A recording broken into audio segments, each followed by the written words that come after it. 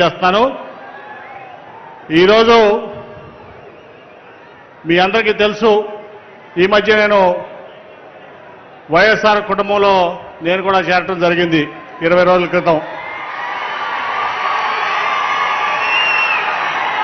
ఒకటైతే నేను ఖచ్చితంగా చెప్పగలను, నమ్మకానికి మారుపేరు జగన్మోహన్ రెడ్డి గారు, మోసానికి మారుపేరు చంద్రబాబు నాయుడు గారు. అట్లాగే ఈరోజు పేదల పక్షపాతి జగన్మోహన్ రెడ్డి గారు, అట్లాగే ధనికుల పక్షపాతి చంద్రబాబు నాయుడు గారు.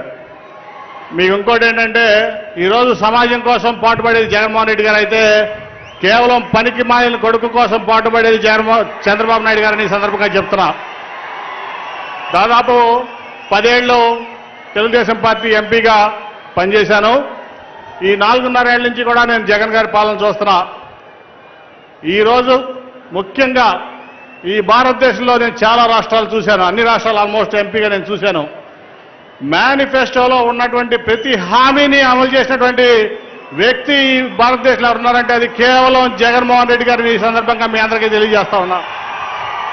అట్లాగే ఆయన ప్రపంచంలోనే పేదల కోసం 2.5 లక్షల కోట్ల రూపాయలు పేదల కోసం ఖర్చు పెట్టినటువంటి వ్యక్తి జగన్మోహన్ రెడ్డి గారు.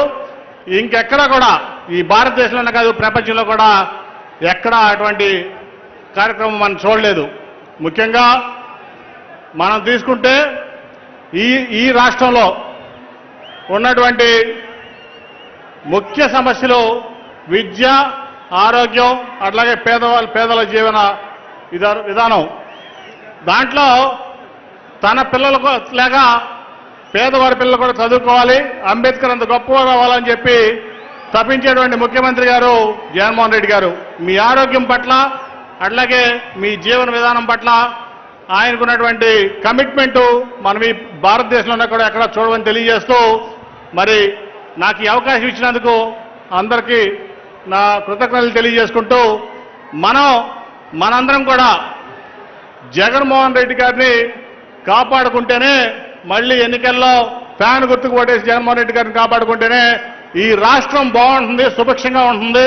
ఎందుకంటే పేదలు సంతోషంగా సుఖ సంతోషాలతో ఉంటేనే ఏ ప్రాంతం అయినా అభివృద్ధి చెందుతుంది. అదే నిజమైన అభివృద్ధి అని తెలియజేసుకుంటూ, ఈ అవకాశం ఇచ్చేందుకు కృతజ్ఞతలు తెలియజేసుకుంటూ సెలవు తీసుకుంటున్నాను. Thank you.